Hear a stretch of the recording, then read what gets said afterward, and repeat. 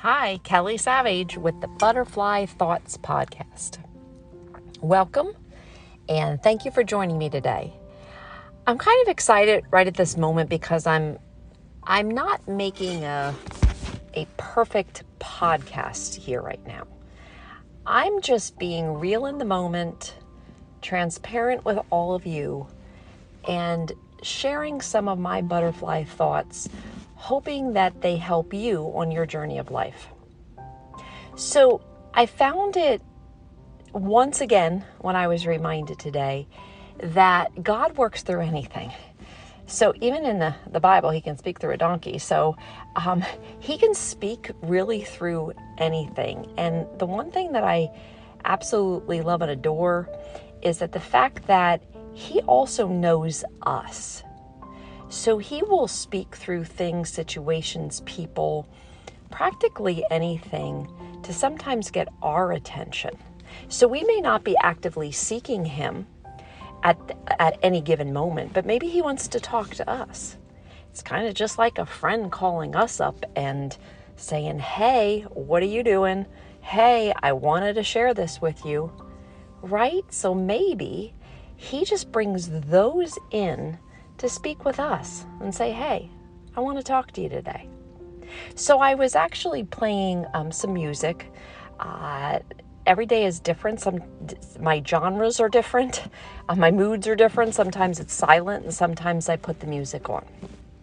But today I put some music on and it was a song, No Roots, which I don't have the rights to. I think I have to say that. But No Roots. And it's a catchy tune and I was listening to it.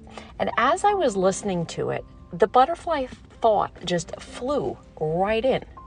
No roots. How freeing can that be? But then I started just getting the download because I attuned my ear. I attuned my heart. And the first thing I thought about was, well, several thoughts, but the gardens, roots, and then hometown roots. Because sometimes we escape our hometown roots never to return. Sometimes we return to hometown roots because maybe being comfortable or familiar, or we don't know how to do life without it, or we feel out of our element, or there could be many, many reasons. Those who fly out of their hometown whenever they can and never to return, there's reasons for that as well. Maybe they do find it freeing that they have pulled that root. Maybe it was a dysfunctional root.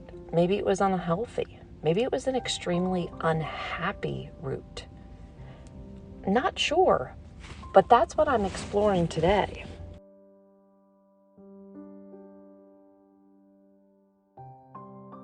Then my thoughts went to the garden. Pulling roots of weeds is so important. Why? Because, of course, the weeds will keep on popping up. But if we pull them at their roots, they're not going to disrupt our garden anymore. Maybe new ones would pop up. But if we got those at the root, if we even do an extra dose of weed killer, and that could be an extra dose of God and positive and word in our life, those roots would not come back up. So then I'm thinking about my garden and I'm learning how to keep plants alive and flowers alive. I'm learning that when I go pull the weeds, they will come back very, very quickly. And they disrupt my garden. They disrupt the beauty of my garden. I don't like that. So then I thought, the garden of our life. We can plant the plants we want, the flowers we want. It could be positivity and joy, faith, hope, patience, kindness, cup overflowing for ourselves to flow to others. Beautiful plants. And we don't want those weeds. So we would have to kill them from the roots. Jumped back to the hometown thought, and I thought there are really some people who live with no roots at all. those that kind of go about their business and keep on jumping from place to place, nomads, maybe they're very freeing because they don't have roots. I don't know. That was a thought that I had to ponder on as well.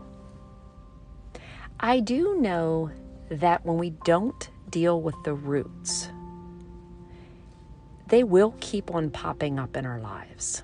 It might be a day, might be a couple weeks, might be a year or two, but they will. And that is just a guarantee of what happens in life when we do not deal with our roots. What roots are you dealing with? Fear, anger, unforgiveness to people, or maybe yourself. Dysfunction, having the wrong atmosphere or one that is not healthy for you. How about destructive habits?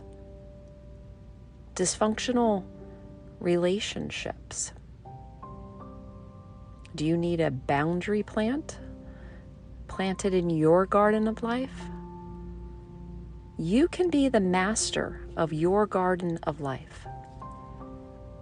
Is it the easiest thing to tend? No. Gardening takes work. Watering the flowers takes work.